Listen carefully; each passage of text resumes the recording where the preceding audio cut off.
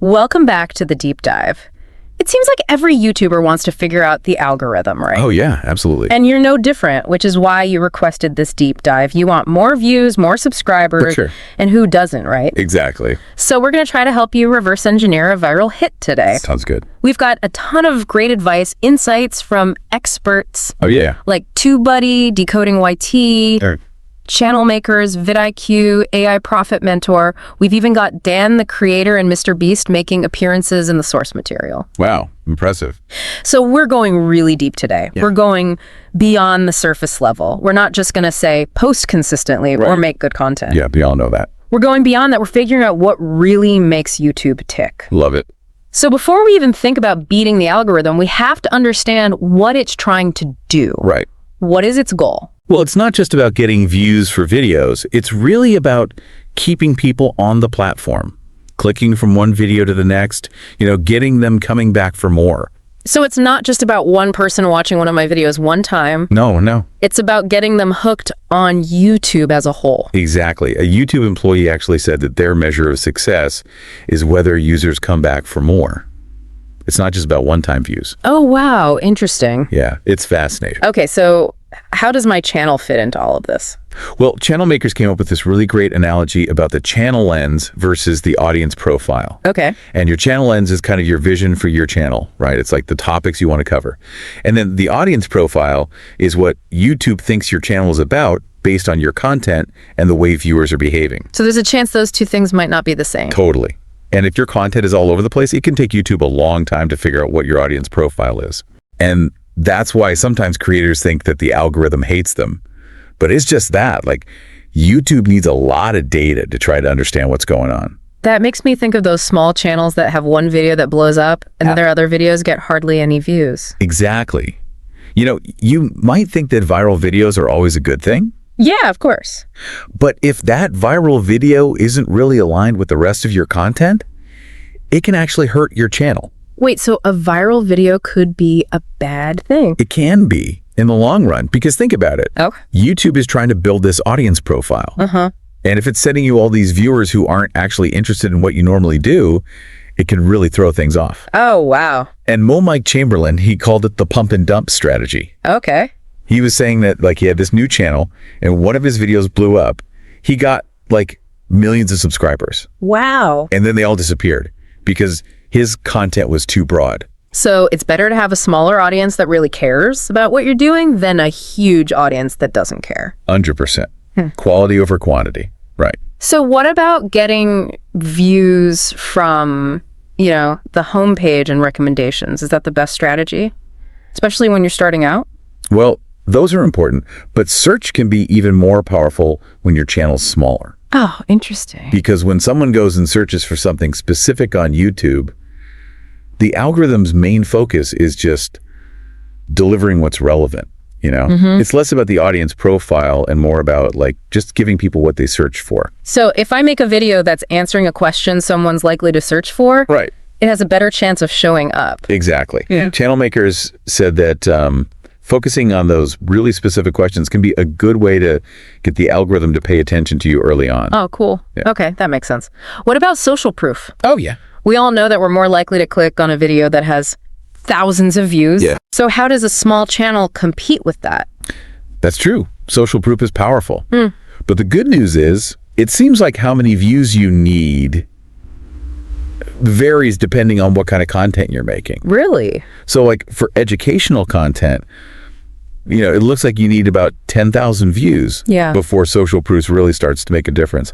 But for entertainment, you might need like 100,000. Wow, that's a big difference. Yeah, huge difference. Okay, so we've talked about the algorithm's goals, right, channel lens versus audience profile, viral videos, search, and social proof.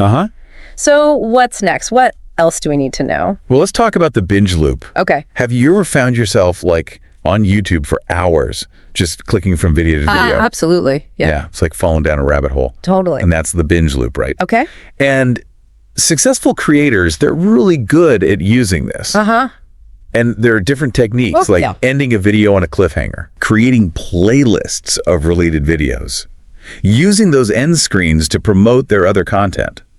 So it's not just about like one individual video? No, not at all. It's about creating this experience that just keeps people watching. And the more videos someone watches on your channel, the more data YouTube gets about what they like. Right. And the more likely it is to start recommending you to other people who have similar taste. Okay, that makes sense. Yeah. But how do I know what to focus on, in terms of content? Yeah. How do I find those golden nuggets that people actually want to watch? Well, that's where it gets really interesting. It's all about figuring out what consistently performs well for you. Okay? Think of it like mining for gold. You got to dig around and find those veins of content that your audience really loves.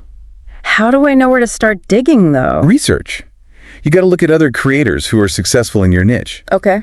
What are their most popular video formats? What topics are they covering? How do they structure their content? And then, try those formats, see what happens on your channel, see what people respond to. So I'm not just copying them, I'm taking what they're doing. Yeah. And then kind of making it my own. Adapt it. For my audience. Right. And vidIQ talked about this guy, Ryan Trahan. Here. He's a popular YouTuber. Yeah. And he really found success with these challenge style videos. Huh. Interesting. So it's about finding that unique thing that really works for you. This reminds me of something Brian G. Johnson talks about a lot, which is making content quickly. Yes. Not getting bogged down in perfectionism. He's right. Because you can get caught up in trying to make everything perfect, but sometimes the best content is the stuff you make quickly. Totally. So focus on delivering value. Don't be afraid to experiment. Okay. The more you create, the more you learn. All right, so we've talked about finding your golden vein of content, making it quickly, but what about getting people to actually watch it? The intro. Intros are key, right? Because people have such short attention spans. Yeah, true. You've really got to grab them in those first few seconds. So true. And April in Alter, she talks about this idea of the killer intro. Yeah, she's big on that. And what's interesting is she talks about this concept called input bias. Input bias. Yeah. It's this idea that people value content more when they can see that effort went into it. Oh, interesting. So she uses the example of Mr. Beast. Okay. And he actually changes the visuals every 1.4 seconds in his intros. Wow, that's crazy. Just to keep people's attention. Wow. So it's really about making those first few seconds as captivating as possible. So if I nail the intro, I'm on my way to winning over the algorithm and the viewers. Exactly. Because it all comes back to that viewer satisfaction. Okay, we've talked about a lot of stuff about hooking viewers in, creating great content. Right. But let's switch gears for a second and talk about consistency. Okay. Is it really that important to post on a regular schedule? That's a good question. And it's something that a lot of creators struggle with. Yeah. Some experts are like, you got to be consistent, you got to post on a schedule. Right. But others are like, the algorithm doesn't really care. Yeah. So it's hard to know, right? Yeah, it is. And two, buddy, they actually presented some data that showed there's a pretty strong correlation between how often you upload and how many subscribers you gain. Huh. So more videos equals more subscribers. Well, it's not quite that simple because just because two things are correlated doesn't mean that one causes the other. Right. But it's interesting, It is. So is it more about finding a balance? I think so. It's about finding a rhythm that works for you, for your audience, for the kind of content you're making. Right. You don't want to burn yourself out trying to post every day. Yeah, definitely. It means that the quality of your videos is going to suffer. Right. So even if it's just once a week or every other week, having that predictable schedule can really help. It's like building a habit, right? Totally. For you and for your viewers. Okay, so that's consistency. Yep. Another thing I've heard a lot of experts talk about is the need to always be researching. Oh, yeah. Constantly. Looking at what other successful creators are doing. Right. Analyzing their every move. Yeah. It's it can get a little overwhelming. It can. It feels like you're always playing catch up, Yeah, for sure. But I think, while it's good to do your research and know what's working for the people, right, you can't just copy them. Right. You have to find what makes you unique. Your special sauce. Yeah. Exactly. And vidIQ brought up a good point about this. Oh, yeah. They were talking about click-through rates, which are obviously important. Right. Yeah. But they were saying if you focus too much on just getting people to click, Yeah. you might actually attract the wrong audience. Really? People who click, but then they don't actually watch the video. Oh, So it's a balancing act. So your thumbnail and your title have to be interesting enough to get people to click, Right. but they also have to be honest. Yeah. So you're not like tricking people into clicking on something. Exactly. That's not what it's about. No, you want to deliver on those promises, you know. Right. And vidIQ also talked about retention hacks, like techniques for keeping people watching once they've clicked. Things like, opening loops and storytelling and cliffhangers. So it's not just about the click, it's about keeping them hooked once they're there. Exactly. You've got to keep them engaged the whole way through. Okay. And speaking of keeping people engaged, remember AI Profit Mentor talking about the importance of good audio and visuals. Oh, yeah, right. Like whether you're using your own voice or a voiceover program. Right. Just making sure the audio is clear and easy to listen to. Makes a big difference. Huge difference. And then also like visually making sure your videos are well lit and engaging. Right. And they also suggested getting feedback from other people, Oh, that's a good idea. because sometimes it's hard to be objective about our own work. Yeah, totally. So getting a fresh perspective can be really helpful. Okay, so we've covered a lot, We have. but there's one more piece we need to talk about. Oh. Monetization. Yes, the big. Yeah. So how do we make sure the algorithm helps us achieve this? Well, monetization is a complex beast, Right. and things are always changing. True. But I think one thing that always remains true is that you need to be creating high quality content that attracts a large and engaged audience. So basically, I need to build a following of people who actually care about what I'm doing. Exactly. Because there are all sorts of ways to monetize, like sponsorships, affiliate marketing, selling merch. Yeah. But none of that matters if you don't have that core audience. Right, they're the foundation. Exactly. They are the foundation. So we've talked about a ton of stuff today. I know, it's a lot. We've talked about the algorithms goals, Yeah. channel lens versus audience profile, viral videos, search, social proof, Yep. the binge loop, finding your golden vein of content, creating quickly, killer intros, consistency, viewer satisfaction, retention hacks. Wow, we really have covered it all. I think so. I'm impressed. We even talked about monetization. We did. But before we wrap up, there's one piece of advice that like every single expert we looked at agreed on. Really? What's that? Don't get too caught up in the algorithm itself. Oh, interesting. Yeah, they all said, like, at the end of the day, Right. it's about making content that your audience loves. That makes sense. The algorithm is just a tool, and Yeah. understanding it's important, but it shouldn't be your only focus. I like how Dan, the creator, put it. Oh, yeah. He said to swap the word algorithm with the word audience. Oh, that's good. Because that's what it's all about, right? Yeah. It's about providing value, building a community around your content. So if I keep that in mind, if I put my viewers first, then I'm on the right track. You're on the right track. The algorithm's complex. Yeah. But you can make it work for you Right. if you understand its goals. Yeah. And you focus on giving people what they want. Okay, we covered a ton of information today, We did. but I want to leave you with this. Okay. Think about everything we've talked about today, right? Uh-huh. The algorithm's goals, finding your golden vein of content, Yeah. making a killer intro, building that binge loop. Right. It's a lot. It can feel overwhelming, It can. but you don't have to do everything at once. No, of course not. So I want you to think, Okay. what's one small change you can make to your next video? I like that.